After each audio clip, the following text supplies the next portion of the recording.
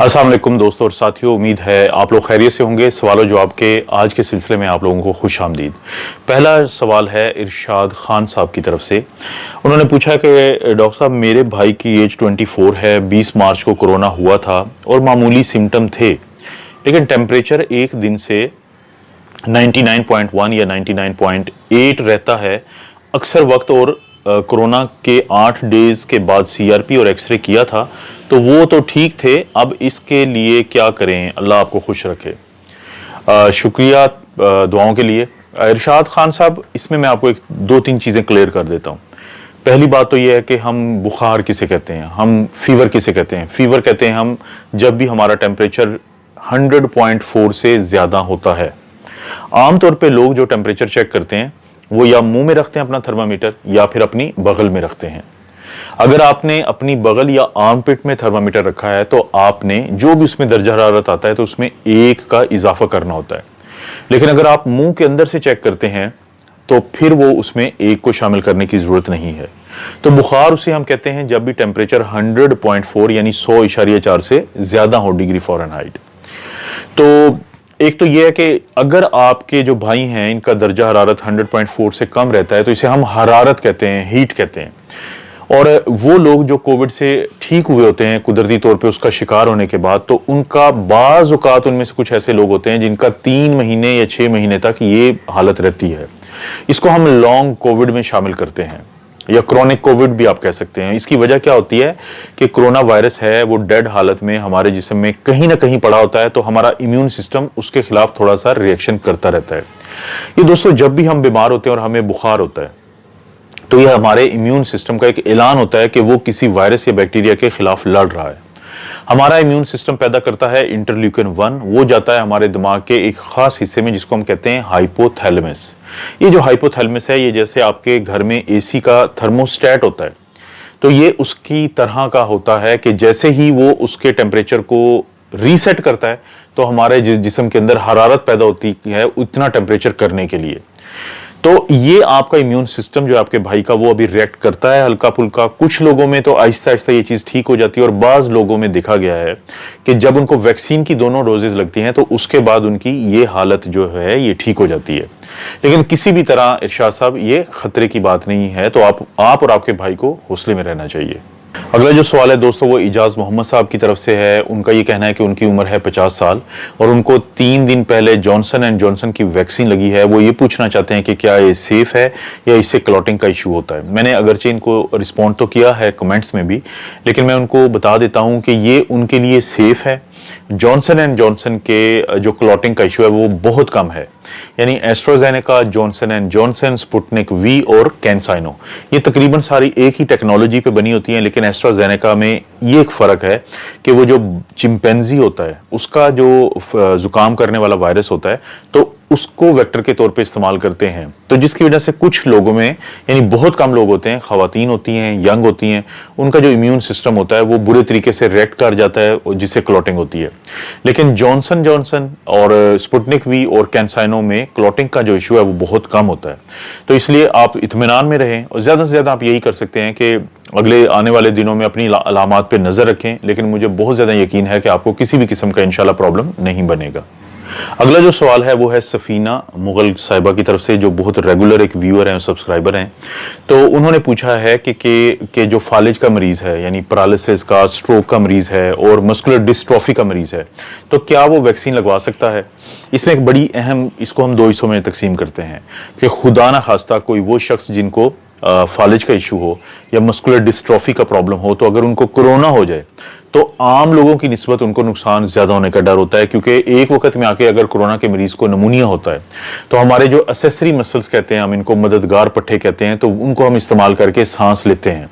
लेकिन वो तमाम लोग जो किसी न किसी किस्म के फालिज का अगर उनको मसला सामना हो या उनको कोई पट्ठों से मुतल्लिका कोई बीमारी हो जैसे मस्कुलर डिस्ट्रॉफी है, तो उनके लिए इस तरह की हालत में काफ़ी ज़्यादा प्रॉब्लम बन सकता है। तो इसलिए ये लोग जो हैं कोरोना होने के बाद ज़्यादा कॉम्प्लिकेशन का शिकार हो सकते हैं, खुदा न खास्ता। तो क्या इनको वैक्सीन लगनी चाहिए? बिल्कुल इनको वैक्सीन लगनी चाहिए। तो अगला जो इसका हिस्सा है वो ये कि इनको क्यों नहीं लगनी चाहिए। अभी तक कोई ऐसा साइड इफेक्ट नहीं है जो इस तरह के मरीजों के लिए खुदा न खास्ता प्रॉब्लम करे। तो बिल्कुल ही सफीना, इस तरह के जो मरीज हैं उनको वैक्सीन लगनी चाहिए, बल्कि ज़्यादा दूसरे लोगों की निस्बत पहले लगनी चाहिए, ताकि ये महफूज हो जाएं एक ऐसी बीमारी से जब खुदा न खास्ता वो इनको अगर होगी तो इनके लिए ज़्यादा प्रॉब्लम का बाइस बन सकती है। अगला जो सवाल है वो है ज़किया वसीम साहिबा की तरफ से। उन्होंने ये पूछा है कि जो मिर्गी के मरीज़ होते हैं, एपिलेप्सी के जो मरीज़ होते हैं, क्या वो वैक्सीन लगवा सकते हैं?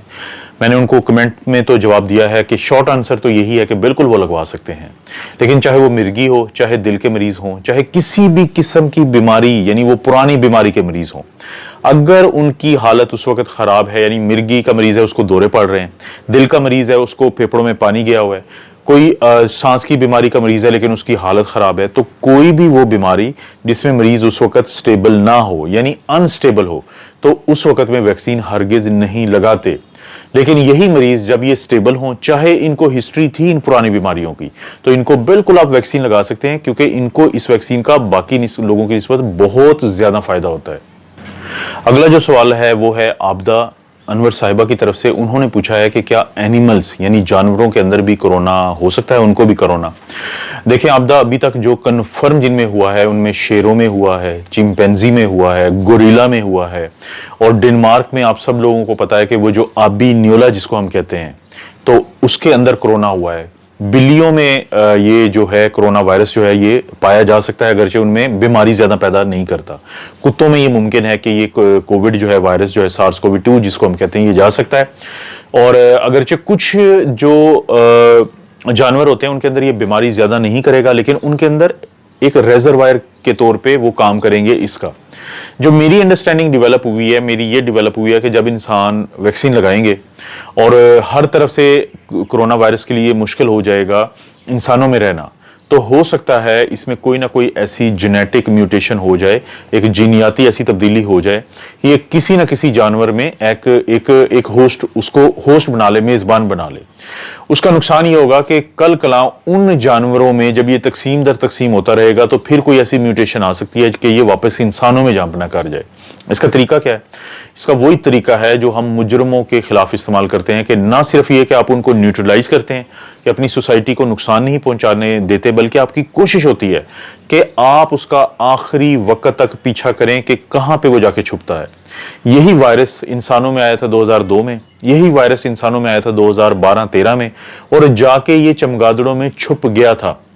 अगर उस वक्त इसको जाके ट्रैक किया जाता है, ये देखा जाता है कि क्योंकि ये वायरस है जिसका जीनेटिक जो इसका मेकअप है यानी जीनियाती तौर पे ये ऐसा वायरस है कि जिन्होंने इंसानों में बीमारी की थी तो उनके करीब करीब है, तो आपको हर सूरत ऐसे वायरस को खत्म करना होता है। इसलिए वो तमाम दोस्त बहन भाई जो पेट्स जिन्होंने रखे हुए हैं, जिन्होंने जानवर अपने घर में रखे हुए हैं, वो इस फैक्टर को कभी मत भूलें। जब भी उनका जानवर बीमार हो तो वो, अगरचे मुश्किल है पाकिस्तान में कि अगर आप पेट वाले जो क्लिनिक पे लेके भी जाएं, जो जानवरों के क्लिनिक होते हैं वो कोई ऐसा टेस्ट नहीं करते, लेकिन फिर भी आप मुहतात रहें, क्योंकि खुदा ना खास्ता ये चीज़ फ्यूचर में जाके, मुस्तकबिल में जाके बहुत अहम होने वाली है। रूस में तो बाकायदा जानवरों के अंदर जो वैक्सीन लगने का अमल है उसके ट्रायल चल रहे हैं, और आप देखेंगे कि जब इंसानों को वैक्सीन लग चुकी होगी कोविड की, तो हो सकता है कि जितने भी ये खासतौर पे पेट्स होते हैं इनको लगाई जाए, और फिर जो वाइल्ड एनिमल्स होते हैं उनको उन रिसर्च बेसिस पे उनके अंदर तशखीस की जाएगी कि वहां पे तो कोरोना वायरस है या नहीं। लेकिन आपके सवाल का यही जवाब है, बिल्कुल मुमकिन है कि जानवरों के अंदर कोरोना जाता भी है वायरस, उनमें से कुछ को ये बुरी तरीके से बीमार करता है, जैसे डेनमार्क में हुआ था। तो वहां पे क्या किया इंसानों ने उन जानवरों को जिनको मैं आबी न्योला कह रहा हूं, जिनकी आप तस्वीर भी देख रहे हैं, तो उनको तल्फ कर दिया, उनको जाया कर दिया, ताकि वायरस को होस्ट ना मिले, उसको मेजबान ना मिले। ये ना हो कि ये कल कला फिर मुख्तलिफ शक्ल के साथ इंसानों के ऊपर हमला आवर हो। दोस्तों, ये थे आपके कुछ सवालात और ये थे उनके जवाबात। आप अपना और अपनी फैमिली का ख्याल रखें। अल्लाह ताला आपको और आपकी फैमिली को हर किस्म की बुराई, बीमारी और आजमाइश से महफूज रखे।